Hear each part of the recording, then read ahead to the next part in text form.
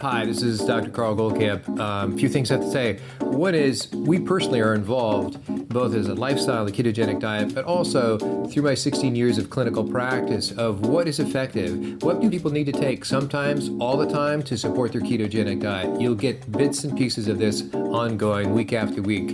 It's important to be comprehensive. In one way it's simple, and one way it's a little bit complicated. Hi everybody, this is Dr. Carl Goldkamp back for another episode of the Keto Naturopath. Welcome back. So in our journey of exploring the ketogenic diet, what's relevant, its history, how you can implement it, there's a lot of nuanced aspects to this, as you'll find. And the big picture is low carbs, high fat, moderate protein, move on. Enough said. Well, you can drill down. It doesn't quite work the same way for everybody, so therefore the details are important. Today's topic, though, is going to be really one of two words that you hear a lot of when you get into the keto niche, the ketogenic diet niche. And the first that you hear is a thing called nutritional ketosis. And the second word you're going to hear not on the first day is called intermittent fasting. So the topic for today is really about fasting. Okay, so what does fasting mean? Fasting basically means going without something. And when people generally talk about a fast, a food fast, the first image that comes to mind is you're going without everything but water. You can breathe and you can drink, and that is a fast, no doubt. That fits the definition. But there's a lot of other types of fasts you can have that also fit in with that definition. We tend to think everything was just discovered yesterday. When you're young, 10 to 20 years old, you respect your parents, but then you get to the point of, your generation feels they just discovered everything from sex to nature to art, and yet you realize every generation felt that since time immemorial. So true is it with fasting. Fasting, this is on documentation level, fasting goes back for a good 2,500 years, way back to Hippocrates. It was probably the default cross-cultural medical treatment ever. So what do I mean by that? It existed in all cultures, and it was primarily used for epilepsy in all cultures. Second to that, we have some documentation on it was used for joint pain. So OARA, meaning rheumatoid or osteoarthritis, we're presuming. But we now know that fasting goes way beyond that in terms of its health benefits. So one of the perspectives I'd like to give as I talk on this podcast is that nothing is really new. What is new is the technology with which we are looking at very old health issues. And I think that's pretty exciting. So we get to know a lot more about lifestyle and gene interface and so on and so forth. But the topic of fasting, the topic of diet clearly is not new. The humans are not new.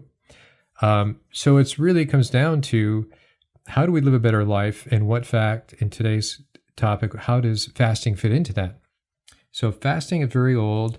It's been around for a while, and there's been now a number of references that are coming out, both in studies, and we'll go a little bit into that. I don't want to go too technical. That's not the audience. If you're thirsting for technical information, I would suggest go to PubMed, Google Scholar, even Google for some of the technical. I don't think that really is going to be a how-to, but it is fascinating if you want to geek out on that information, and I do somewhat, but I don't think it's really relevant on the how-to.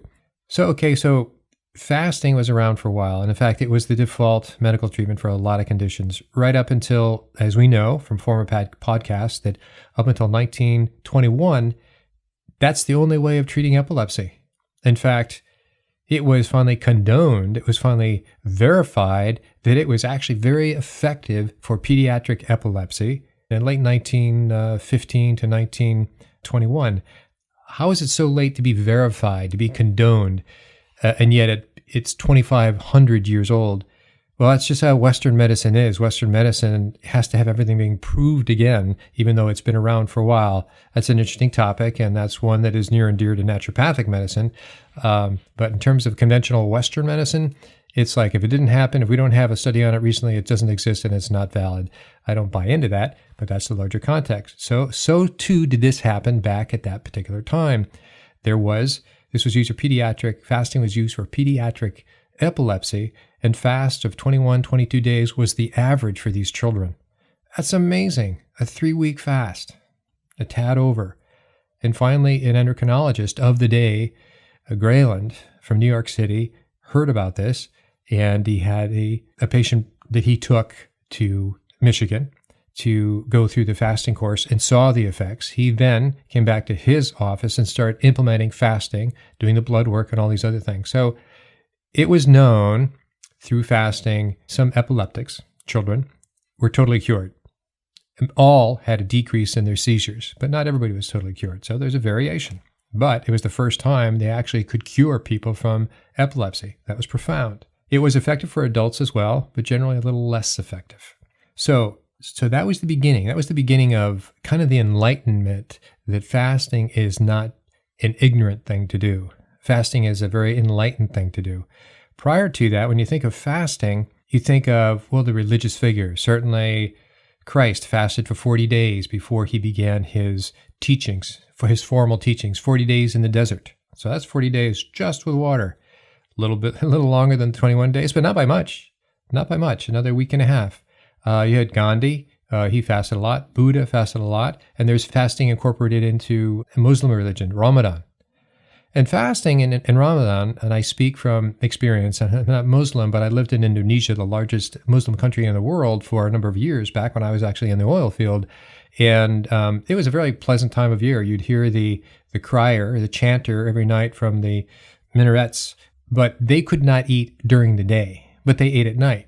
So I was in the tropics, and so your length of daylight at that point is 12 hours. So that's intermittent fasting. They fasted for the day, but they ate either at night and or in the morning. So that's a kind of fasting. You have the idea of fasting in Christianity as well. So it's what they call non-denominational. It's across the board in many religions, and probably can go further with that.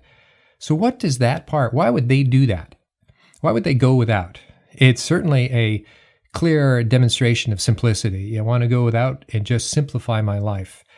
Well, I'm going to jump to the medical a little bit. We now know all about ketone bodies, right? The 3 different ketone bodies, the beta-hydroxybutyrate, the acetoacetate, and then acetone.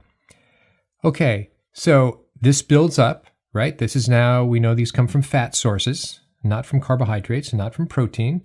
And so in this fast, you are transitioning from a glucose metabolism to a ketogenic, a ketone metabolism. And we know that when ketones build up in your bloodstream, that it helps for things like mental health, and it helps for, well, let's just jump to it. There is a number of studies were done initially on worms back in the day because they're easier to study. They don't live as long, and they calorie restricted them for a period of time, and they found that actually it doubled their life. So the interest in fasting as a component for longevity began. Then they started rhesus monkeys, and then they looked at rats, and they found in all cases that a calorie restricted, meaning calorie restricted and periods of fasting going without total calories, actually increased longevity. Now, that would be a pretty hard study to do in humans. You certainly wouldn't get an approval by what they call the IRB panel that has to approve human studies. But you have the evidence there that's pretty close right up to us.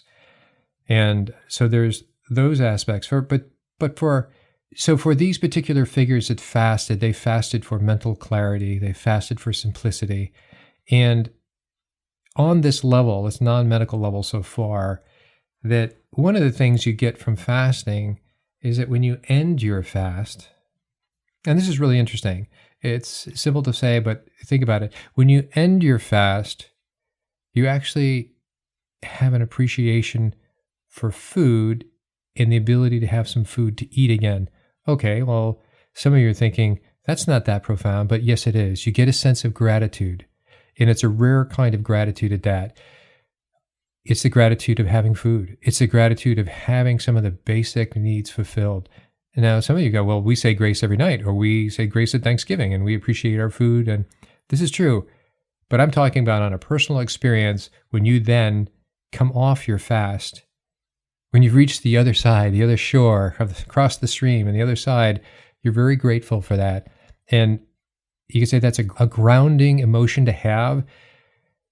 And I would say this, the ability for you to practice gratitude in whatever context, but this time I'm talking about a fasting context, coming to the conclusion of a fast, it is a very healthy thing. It resets the mind. We already know you have mental clarity and so on and so forth. Okay, so there's pages and pages and pages you can go through, and I have a small tome of some studies that are about, the way that fasting can affect longevity. And in the big picture, you're not going to know until you're 150, right? That you fasted and it affected your longevity.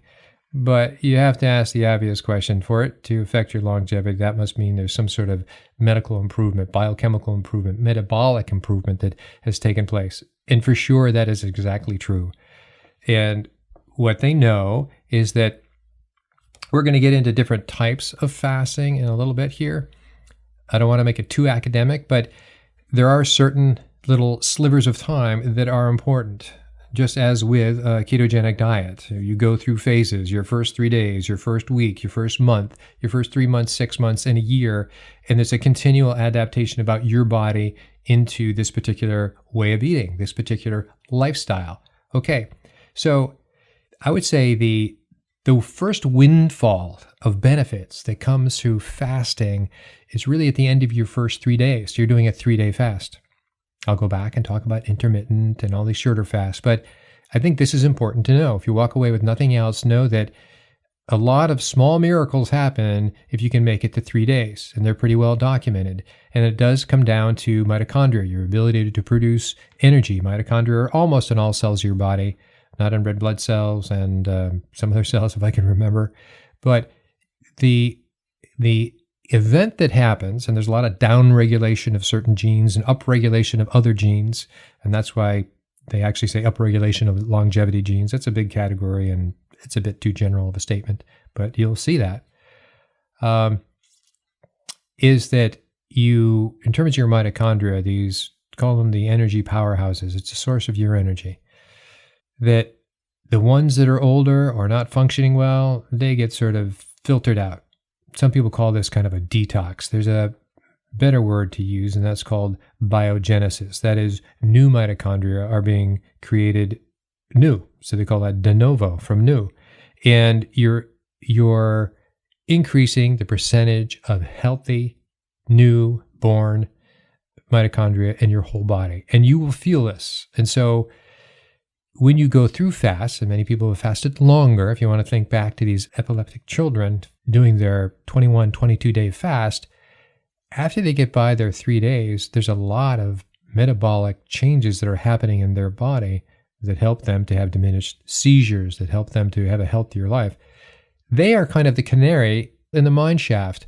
They are the more sensitive individuals that respond more conspicuously than we do, but we will get those same benefits. So in the first 3 days, when you make it through that, that's a big deal.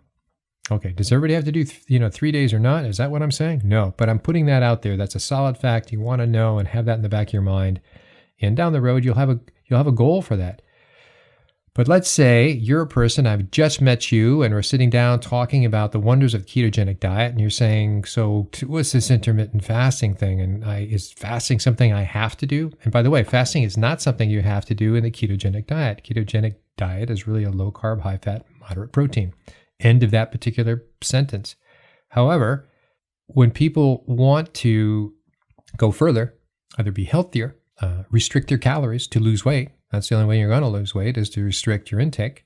And you can say activity as well, but primarily it's lack of intake or contracting the number of calories you eat in the course of a day. Intermittent fasting is basically just increasing the length of time between meals. So if you really are a 3-meal-a-day person, then take out a meal, skip breakfast or skip lunch. So let's say you skip lunch, then you're doing a breakfast and a dinner, and you do that for weeks, months, years, however long you want to do it. Now you actually have a window of fasting. One is obviously when you sleep and you wake up, you have the break fast, and you skip lunch. Others can skip breakfast. And so ideally, you want to get down to a narrower and narrower eating window. And how we basically pursued it on this level was we haven't had breakfast, I don't think, for years now. I haven't had lunch for years now, come to think of it. We have a coffee with a little bit of C8 in our coffee and collagen and turmeric and so on, but it's not a big deal. And that's our lunch in essence. And then we go all the way to dinner. Maybe there's a late afternoon snack. But so our eating window is down to about maybe 2 hours to 1 hour. And sometimes we eat at 6, so we finish at 6:30, and the next time we eat might be 23 and a half hours later. But it took a while to get there. And what you shouldn't do is it's by dint of discipline, that you just have to discipline yourself to make it happen. No, start making some of the other accommodations we've talked about. We've dropped the carbs, increased the fats, moderate protein. We got those macros down. We're measuring. And when you have that down and you feel very comfortable, perhaps you're even just bored with that, then you can subtract a meal and subtract 2 meals. And so work with this. What you'll find is that your numbers will get even better. So I always say, what is better? Better is, we're talking about glucose.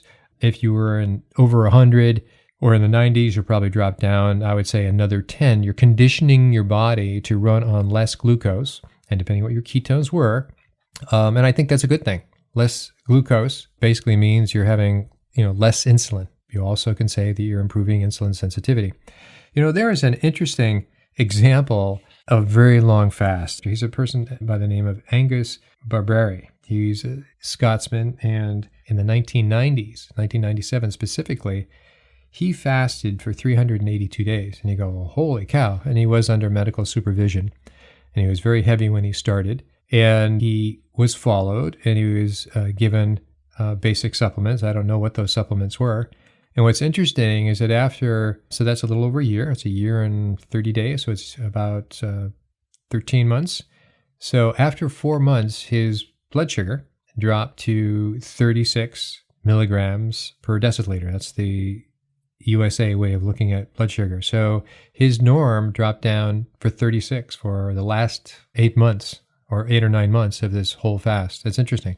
So your body accommodates. There was another period in which they studied fasting a lot, and that was the early 60s, of people going on a month fast, taking some of their blood work, and they looked at ketones, and it's fascinating. So if you want to go into that era of looking into other aspects of fasting, look into the 60s and 70s, and one name in particular is Cahill, and you'll see some of his work.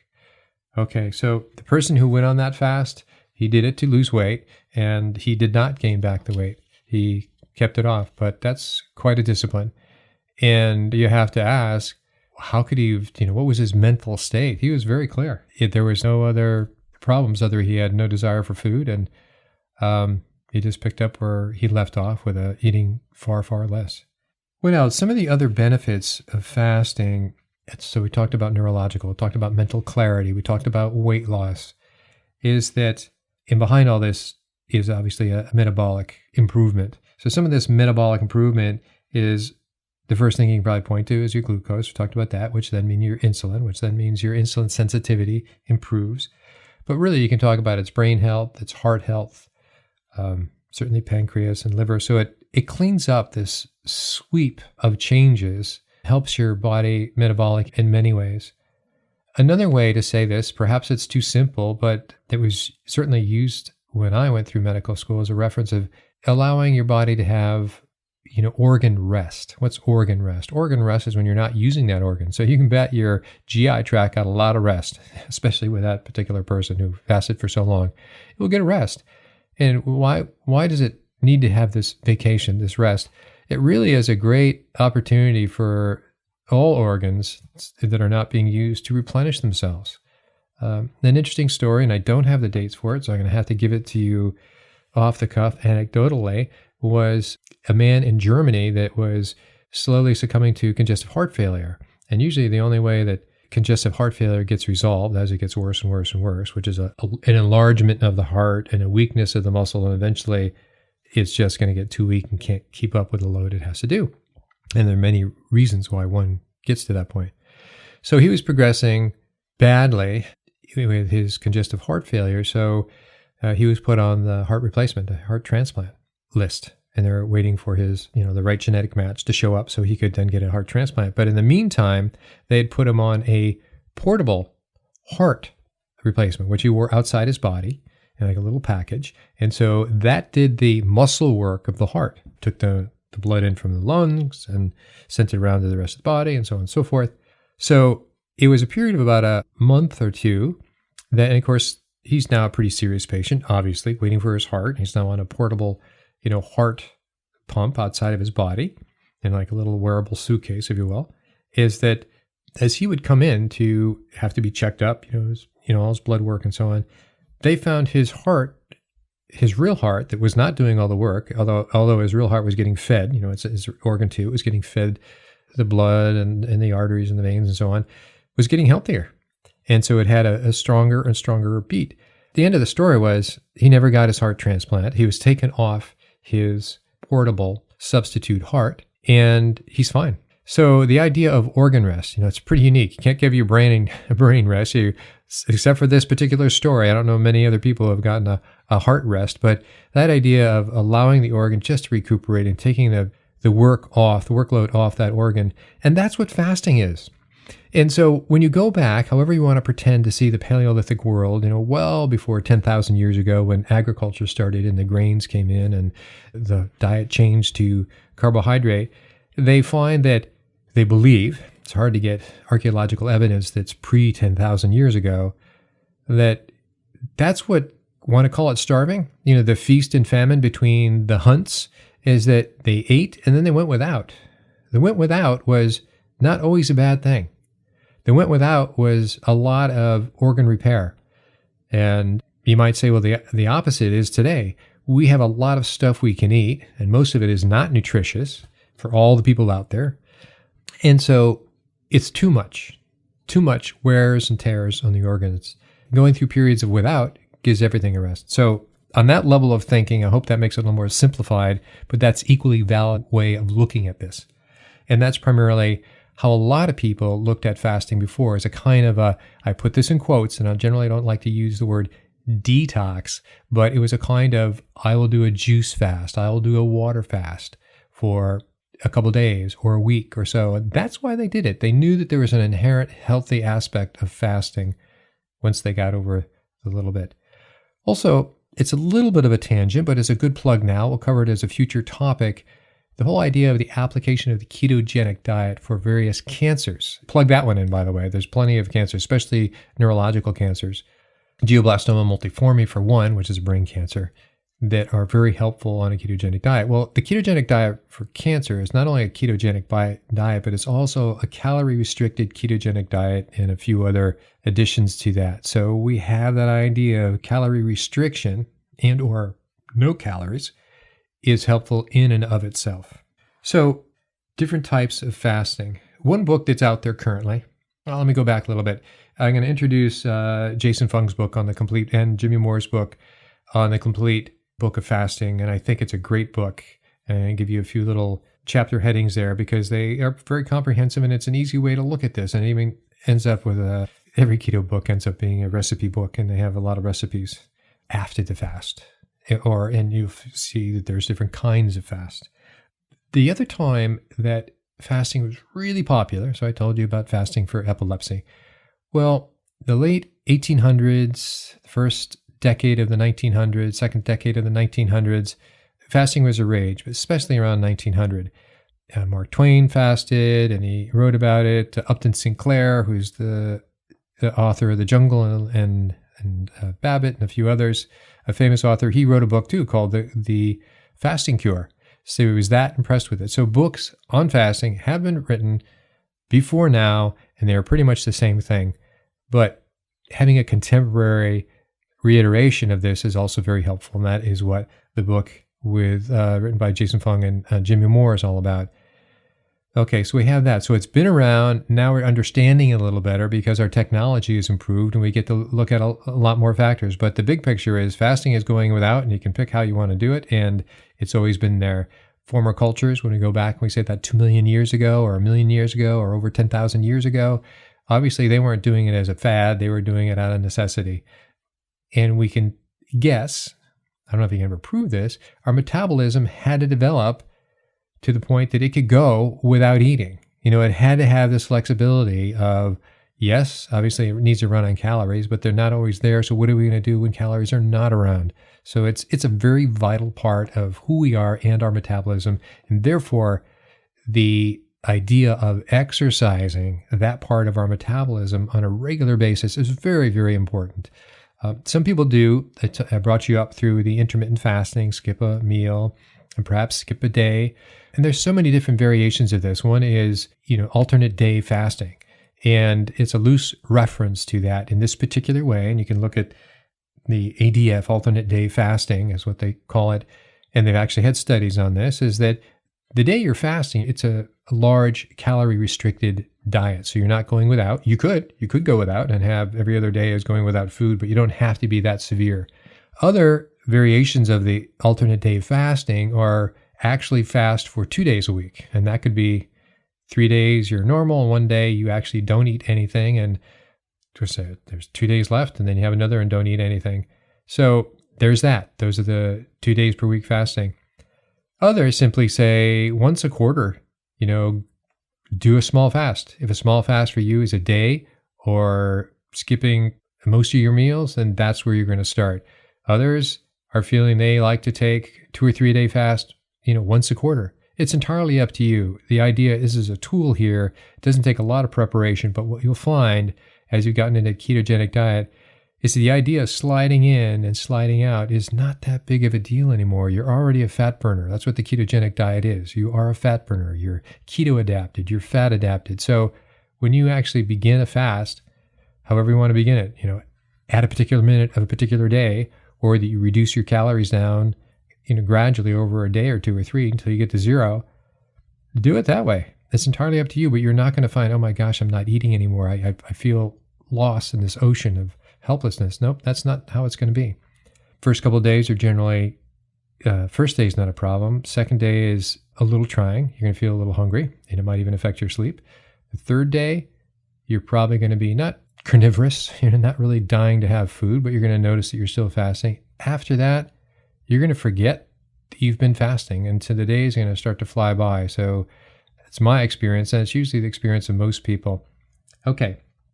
So now you had alternate days, you have intermittent fasting, you have 24-hour fasting, 3-day fasting, 42, 7 days a week fasting.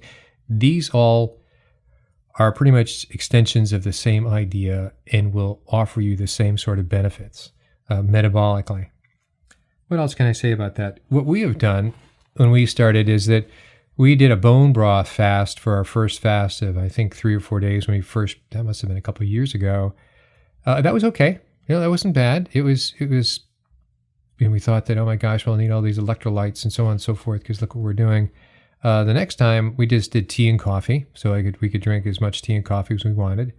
My longest fast is 7 days, and I documented that in our Facebook group and measured my glucose and ketones.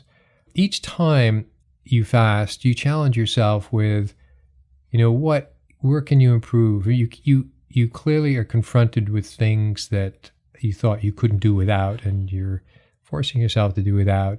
And so one of my challenges is sweeteners. I use stevia in most of my coffees and sometimes in my tea. So the question I present, do I really need the sweetener? That would be a challenge. Who cares in a way? But you ask yourself these things. Okay, so we have references. I want you to know that this didn't start just yesterday. This is not a fad.